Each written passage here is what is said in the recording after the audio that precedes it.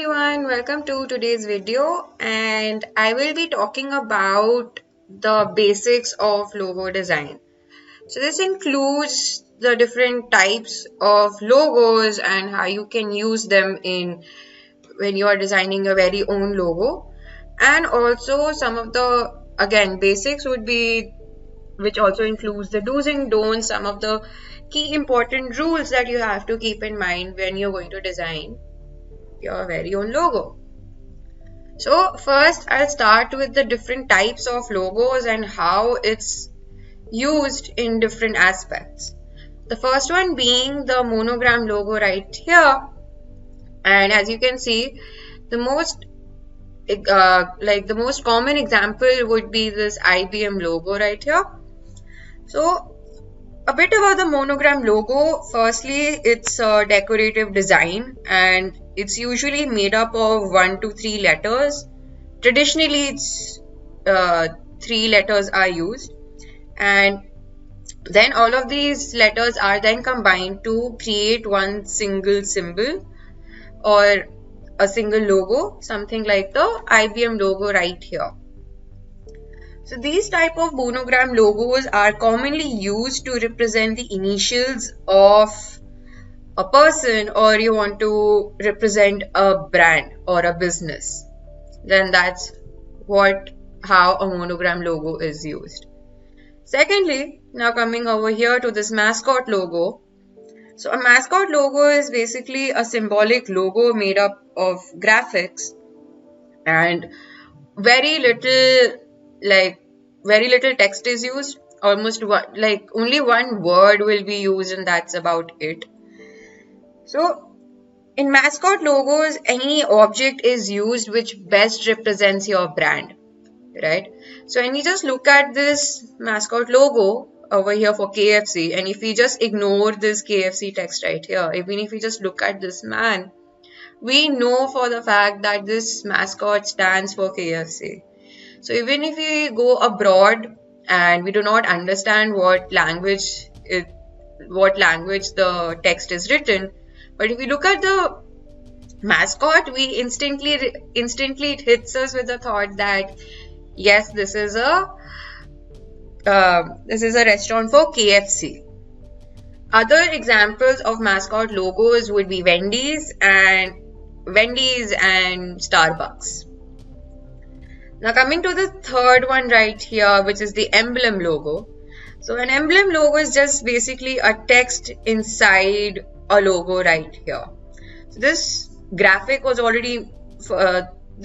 is first designed, and then this text is added inside to represent a particular brand. So it gives a very classic and a traditional look and feel to it. And such type of logos is usually used by schools and agencies to make it look more official. Now coming to the next different types of logos. This one right here, the pictorial logo. A pictorial logo is basically just one icon or graphic, and almost like in majority of the cases, there's no text involved. So such kind of logos are used when the brand is so well established that it becomes instantly recognizable, such as this Apple logo right here. And we know for the fact that Apple creates iPhones, MacBooks, tablets, etc. and it's very, very well established and recognized all over the world. Now coming here to the watermark logo. This watermark logo is the wordmark logo. The wordmark logo is basically just a combination of different words and a brand mark. So as you can see, Coca-Cola itself, they designed it in a way that it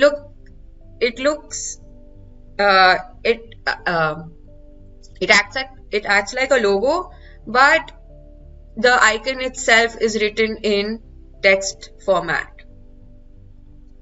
Now coming over here to this abstract logo. So this abstract logo is a specific pictorial logo, and it's mainly used again to represent your business. So it's also abstract geometric type, and this again can be used for to represent your brand. And now coming back to this combination logo. Combination logo is pretty similar to the word mark logo, because both the graphics and the text is used in a way so that it again represents your brand. So over here in this Burger King, you can see that the way it's been placed, it actually looks like a burger, and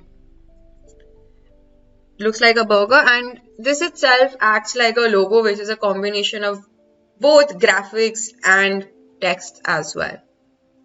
So these were the 7 different types of logos and how you can actually use such designs to create your very own logo. Now, I'll come to the do's and don'ts of the logo design. Some of the key rules that you must keep in mind when you're going to design your very own logo, right? So the first one being that when you design your logo in color, you would also want to check how it's going to look like in black and white. Because sometimes when you see it in black and white, the design itself might not come out very crisp the way your colored logo will look like. So if your black and white design itself comes out to be very fuzzy, or it looks very uneligible, or it becomes blurry, you might want to reconsider your logo design. So you might want to go back to the drawing board and change some elements and try and make it look more better so that even in black and white it looks equally crisp. Now secondly coming would be that when you're going to design your very own logo, do not add too many colors. Just stick to maximum 3 different colors so that when you scale it down, it does not become unrecognizable at all. So this famous logo Tide, it's for a washing powder, and you can see they've only used like maximum 3 colors, which is yellow, orange and blue. This white stroke is just added to give it more depth to the text. So even if we scale it down like this, it still becomes eligible and we can still make out that, you know, this logo stands for a washing powder brand. So another thing you have to realize is that when you're designing your very own logo, avoid using any kind of clip art, because clip arts are actually a community based and almost everyone can get access to the same type of designs that you're using. So when you design your logo, it has to be unique, something like this, so that it becomes your trademark, it becomes your copyright, and no other people can actually go ahead and copy the same design, right?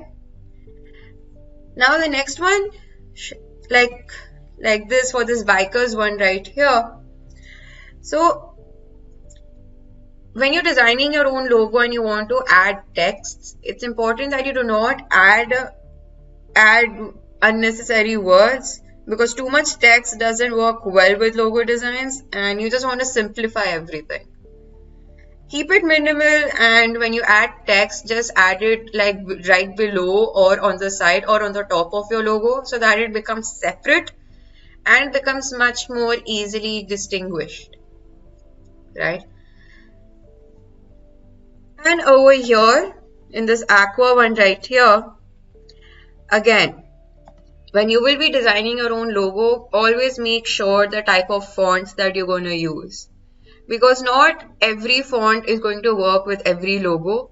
It might look really good to you, it might look really nice when you use it for other purposes, for documentation, or you're adding it for a body of a text, but that same logo is not going to look good in your logo at all. So it will look very off, and you just want to make sure that it suits the message, it suits the brand, it suits the company that you are trying to design with.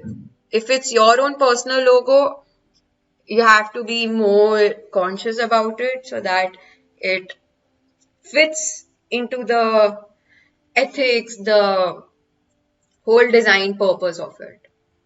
So that's that. This was just a short video for the basic do's and don'ts of the logo design and some of the different types of logos and where all it can be used. So I just hope you found this video to be useful, and keep these pointers in mind the next time you're going to design your very own logo. So thanks for watching and stay tuned for more.